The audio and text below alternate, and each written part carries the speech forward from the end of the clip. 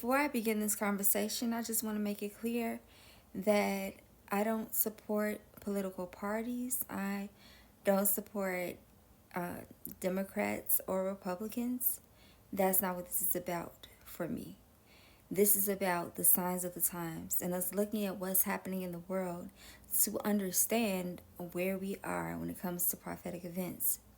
With that said, we're going to take a look at what's happening with our current administration in the White House. With the previous video that I made, an individual commented and said, you wouldn't say that if it were the Obama administration. However, if you look back, you'd see that I spoke about Jade Helm and how the military was trained to be deployed to United States citizens, and this was under Obama's watch. Therefore, let's again be clear that this is not about a political party. This is about where you stand with Christ and looking at what's happening in the world to determine what you should be doing. So let's see how President Trump changed the name of the Department of Defense to the Department of War. We have a number of executive orders for your attention, sir. Okay. From 1789 until 1947, our nation won some of its greatest military victories under the direction of a Secretary of War operating within a Department of War. Today, with this executive order, you will authorize the current Secretary of Defense and the current Department of Defense to once again embrace this great lineage and once again be named the Secretary of War and the Department of War. So this is something we thought long and hard about. We've been talking about it for months. Dan Raisin came to say a few words, please. Mr. President, thank you. After winning a war for independence in 1789, George Washington established the War Department. At your direction, Mr. President, the War Department is going to fight decisively, not endless conflicts. It's going to fight to win, not to lose. We're going to go on offense, not just on defense. Maximum lethality, not tepid legality. Violent effect, not politically correct. Now that it's named the Department of War, who is this department going to war against? Questions being raised tonight about an unprecedented message to the military's top brass. Defense Secretary Pete Hegseth outlining his vision to reshape the military, and President Trump suggesting they use, quote, dangerous American cities as training grounds for the military. Eyewitness News reporter Jory Rand live outside the Federal Building in downtown LA with their message and how California leaders are responding. Jory. Yeah, well, Mark, we have some experience with this kind of thing here in Los Angeles. We're outside the federal complex and the loading docks. This was the nexus of some of the violence we saw this summer that culminated with President Trump sending federal troops here to the streets of Los Angeles. He has since sent troops to other American cities, and it has raised a lot of concern about where he is going with this. Today, he said there's an invasion from within in the United States, and the U.S. military should train their forces against U.S. citizens. He said this in front of 800 generals and admirals summoned to Quantico, Virginia by the U.S. Secretary of Defense. If the words I'm speaking today are making your heart sink, then you should do the honorable thing and resign. Secretary of Defense Pete Hegseth gathered hundreds of top U.S. military leaders today to tell them there's a new sheriff in town. It's tiring to look out at combat formations, or really any formation, and see fat troops. Hegseth also continued his war on what he calls woke ideology in the military and said physical requirements for women will be the same as they are for men, which is already the case. But it was something the president said today that raised a lot of concern. San Francisco, Chicago, New York, Los Angeles, they're very unsafe places, and we're going to straighten them out one by one. And this is going to be a major part for some of the people in this room. That's a war, too. It's a war from within. I told Pete we should use some of these dangerous cities as training grounds for our military. The whole thing was vile. The idea of sending U.S. troops to train on the U.S. population, the very people the military is sworn to protect, drew immediate condemnation. The man doesn't give a damn about regular people, about Americans. He serves only himself and his ego. It should scare us all. This is something that we just don't do in America. Governor Newsom posting to social media, this speech should terrify anyone who cares about our country. Declaring war on our nation's cities and using our troops as political pawns is what dictators do. This man cares about nothing but his own ego and power. And LA Mayor Karen Bass tweeting, "Take it from a mayor whose city has been targeted by the federal government once. Nothing about this is normal. The last time the federal government tried to do this, Los Angeles stood firm. Our city will never accept a military occupation."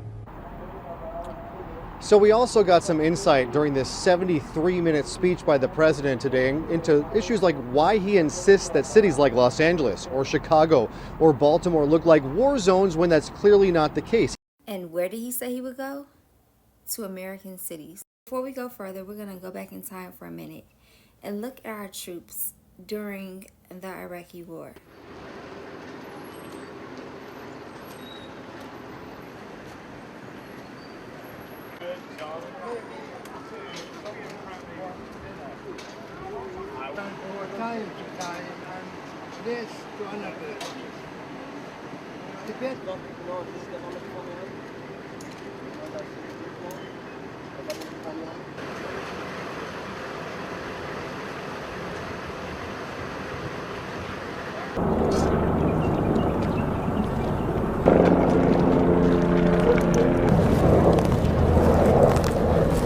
Rod.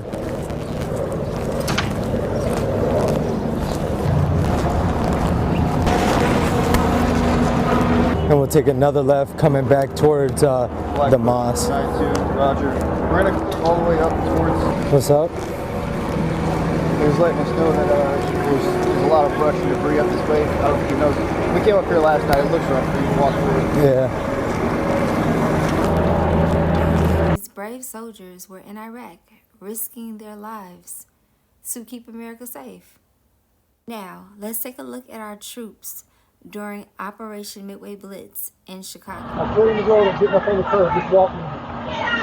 We need to get out of here, sir. These guys are coming over this. They don't want to. No, they don't. Hey, what happened? One of the guys that tried to box us in is that truck with the Mexican flag right over here at the gas station. He's over there at the gas station? One of the vehicles that tried to box us in. Okay. What happened to the ones that shot? They took off. They took off. What kind of vehicle was it? It was a fucking Nissan SUV. Establish for repeater. We're going to throw Com South or Com Central. No injuries. The vehicle drove away. Tried to box us in.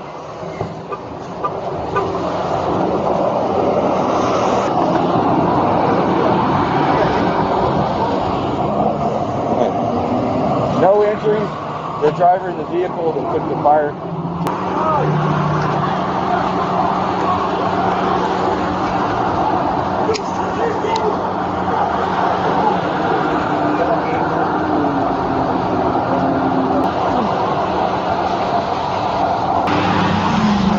We're on CGCOM Central. It looks eerily familiar to when our troops were in Iraq. So was the president telling the truth when he said he would use American cities as training ground? You may say, they're just walking the streets. What's so wrong with that? Well, a few minutes later, this happened. We're gonna make contact and we're boxed in. We are boxed in. All right, we're following now.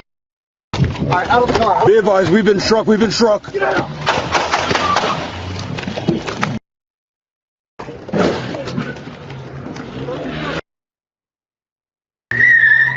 I'm Rob Elgis in the ABC7 newsroom. We are streaming live now with some breaking news. ABC7 has obtained body camera video from a shooting involving a federal agent in Chicago. Miramar Martinez was shot 5 times during an encounter with agents in October on the city's southwest side. Remember, this happened in the early days of the Trump administration's immigration crackdown called Operation Midway Blitz. And Martinez was shot 5 times by U.S. Border Patrol agent Charles Exum.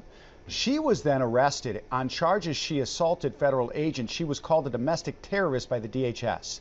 And the Department of Homeland Security accused her of ramming those agents with her car, calling her, as I mentioned, quote, a domestic terrorist. Martinez's attorney argued it was the agents who crashed into her. And we're learning a lot more from this body camera video. Charges against Martinez were later dropped by federal prosecutors, and a federal judge dismissed the case with prejudice, meaning the case was terminated completely. After the recent shooting deaths of Renee Good and Alex Preddy by immigration agents in Minneapolis, Martinez said she was compelled to ask the court to release all evidence in her dismissed criminal case to clear her name. And just this past Friday, a judge ruled in her favor. And here we go. Tonight, we're getting our first look at video from body cameras worn by the agents during this encounter. Now, I'm going to watch this first time with you. We're going to play one of those videos taken now. This is inside a vehicle driven by agents. A note that we have removed audio of profanity. Let's listen. We're going to make contact and we're boxed in. We are boxed in. All right, they're following now. All right, out of the car. Be advised, we've been struck. We've been struck. Get out.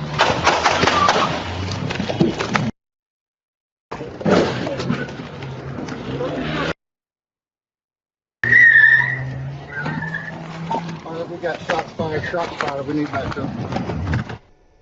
Those pauses of the audio are the profanities that we have blocked out. You could hear that agent saying, quote, "We're going to make contact. We are boxed in." And then the driver appears to jerk that steering wheel, and you hear an agent say, "We've been struck." The vehicle stops and agents jump out, and moments later you hear a quick succession of gunshots.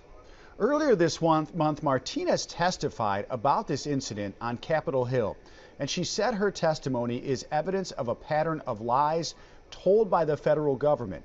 According to previous court testimony in this case, federal prosecutors revealed there is an ongoing and pending criminal investigation into the Martinez shooting, with an outside U.S. Attorney's office still retaining possession of Martinez's car. And DHS officials have said they still stand by their previous statements about this shooting. Once again, if you're just joining us live, we are going through videos just released in the shooting of Miramar Martinez by a federal agent here in Chicago. Is this really a war zone? Who is this war really against, and why? And why has a war been waged within the United States, causing the death of 2 United States citizens? What is this really about? These are all questions that must be answered. Let's watch, guys, and let's pray. Because the Word of God tells us that the dragon was wroth with a woman and went to make war with the remnant of her seed. Those that keep the commandments of God and have the faith of Jesus. This war is deeper than we know, guys. So let's make sure that we're on the right side.